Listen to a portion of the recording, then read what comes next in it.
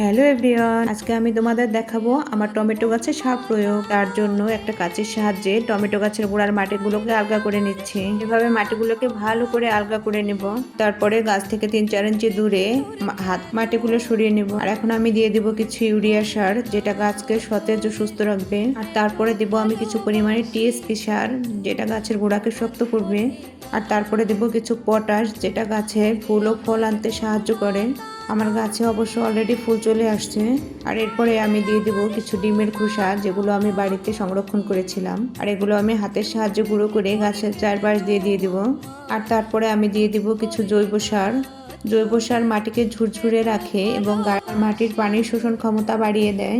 গাছের জৈব সারের পরিমাণটা বেশি দিলে সমস্যা নেই। এরপরে সাইডে রাখা মাটি দিয়ে আমি সারগুলোকে ঢেকে দিচ্ছি। আর এরপরে দেব আমি কিছু গোবর সার। আর এই গোবর সারটা আমি বাড়িতে সংরক্ষণ করে শুকিয়ে রেখেছি আর ঝুরঝুরে করে রেখেছি।